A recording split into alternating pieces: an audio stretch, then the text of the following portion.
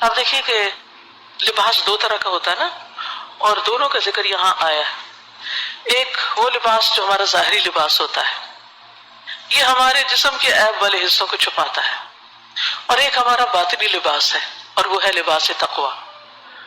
وہ ہمارے لیے ہمارے جو اندر کی خامیاں اور کمزوریاں ہیں ان کو چھپاتا ہے۔ یعنی تقوی جو ہے وہ انسان کے دل کے اندر پائی جانے والی خرابیوں کا علاج ہے۔ ظاہری لباس جسم کا حسن ہے، باطنی لباس لباس التقوی دل اور روح کا حسن ہے۔ ظاہری لباس محدود مدت تک ہمیں خوبصورتی بخشتا ہے، لیکن باطنی لباس تقوی کا لباس ہمیں ہمیشہ کے لیے خوبصورت بنا دیتا ہے۔ اب ہم سوچیں کہ ہم ظاہری لباس کے لیے کتنا کچھ خرچ کرتے ہیں اور کتنی محنت کرتے ہیں، اور باطنی لباس تقوی کے لیے کیا کوششیں کرتے ہیں۔ ہم سب کو صرف ظاہری لباس پر ہی نہیں جانا چاہیے، بلکہ تقوی کے لباس کی فکر کرنی چاہیے، اپنے دلوں کو تقوی سے مزین کرنا چاہیے۔ اللہ کا ڈر، اللہ کی محبت، گناہوں سے نفرت۔ پھر فرمایا اتر جاؤ، تم ایک دوسرے کے دشمن ہو، اور تمہارے لیے خاص مدت تک زمین ہی میں جائے قرار اور سامان زیست ہے، اور فرمایا وہی تم کو جینا اور وہی مرنا ہے، اور اسی میں سے تم آخر کار نکالے جاؤ گے۔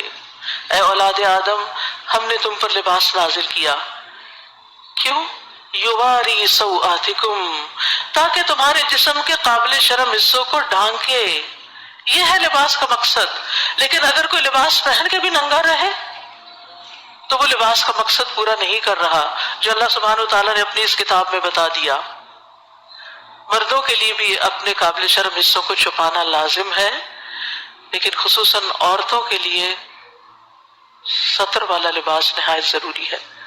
صحیح مسلم کی روایت ہے، رسول اللہ صلی اللہ علیہ وسلم نے فرمایا جہنمیوں کی دو قسمیں ہیں جو میں نے ابھی تک نہیں دیکھی، یعنی آپ کے زمانے میں نہیں تھے ایسے لوگ۔ ایک وہ جن کے پاس بیل کے دموں جیسے کوڑے ہوں گے جس سے وہ لوگوں کو ماریں گے۔ دوسرے وہ عورتیں جو کپڑے پہننے کے باوجود ننگی ہوں، مائل ہونے والی، دوسروں کو اپنی طرف مائل کرنے والی۔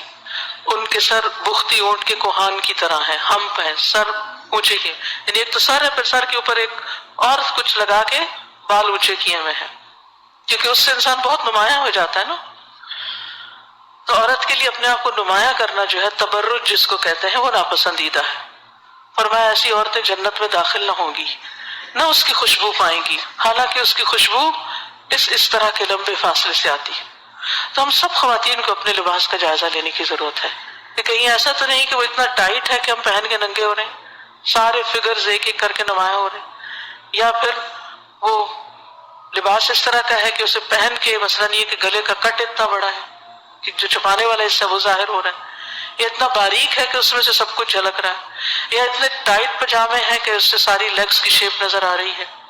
ان سب چیزوں کو ہمیں چیک کرنے کی ضرورت ہے کہ ہم کتنے دن ہیں دنیا میں۔ آخر واپسی کا لباس تو سفید لٹھے کا ہی ہے نا، کفن، آخر میں تو وہی پہننا ہے، اور قیامت کے دن تو سبھی ننگے اٹھیں گے، کسی کو کسی کی طرف دیکھنے کی ہوش نہیں ہوگی، اور وہاں جو چیز کام آئے گی وہ تقوی کا لباس ہے۔